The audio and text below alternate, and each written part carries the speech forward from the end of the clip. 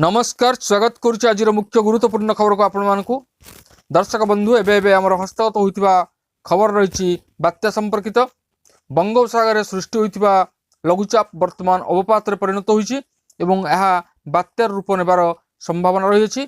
तेबे आमे जानिबा बंगोपसागर में सृष्टि होइतिबा लघुचाप किभଳି भाव में बात्यार रूप नेउछि एवं यार प्रभाव ओडिशा पर किभଳି भाव में रहिबो एवं यह केउ स्थान रे लैंडफॉल करिवो एवं यार प्रभाव किभଳି भाव में रहिबो जानिबा से संपर्क संपूर्ण विवरण मु आपण मानको वीडियो प्रदान करबी। सेति आपण मान निश्चित वीडियो को प्रथम शेष पर्यंत देखिबे।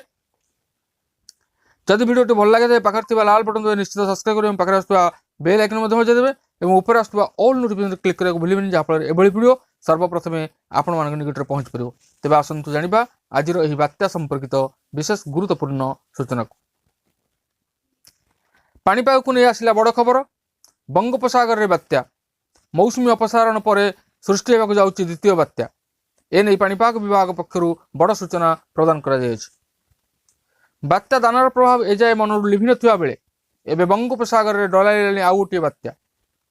गभीर अवपात रे परिणत होइथिबा लघुचाप बात्या रे परिणत हेबा नै सूचना दैछि पाणीपाग विभाग। बंगोपसागर रे दाना बांधुछि बात्या। आज सामुद्रिक झड़र रूप नेब गभीर अवपात। क्रमे यह उत्तर और उत्तर पश्चिम दिगरे गति करी स्थलभाग मुहाब। मौसुमी अपसारण पर यह द्वितीय बात्या। यह उत्तर और उत्तर पश्चिम दिगरे गति करी तमिलनाडु उपकूल निकटवर्ती हेब। तेबे यह केउ जगार स्थलभाग छुईब से नहीं स्पष्ट करनी पाणीपाग विभाग। तेबे ओडिशा उपर यार सीधासलख प्रभाव पड़ो ना।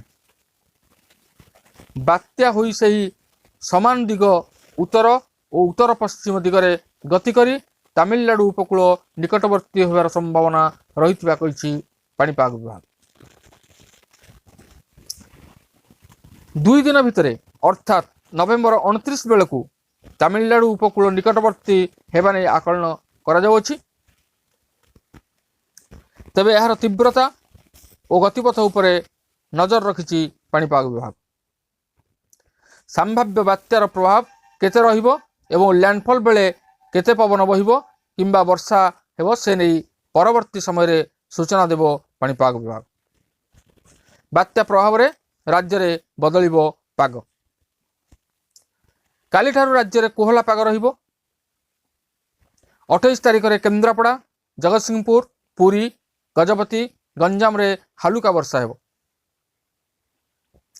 नवेम्बर 29 रे बालेश्वर भद्रक केन्द्रापड़ा जगतसिंहपुर गंजाम और गजपति रे हालुका वर्षा हेबो बोली कहिछि पाणीपाग विभाग।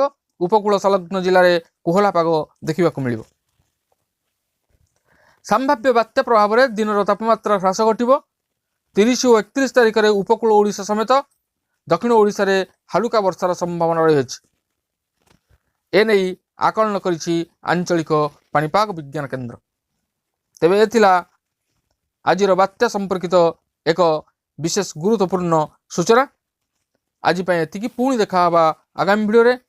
रहुछि धन्यवाद नमस्कार।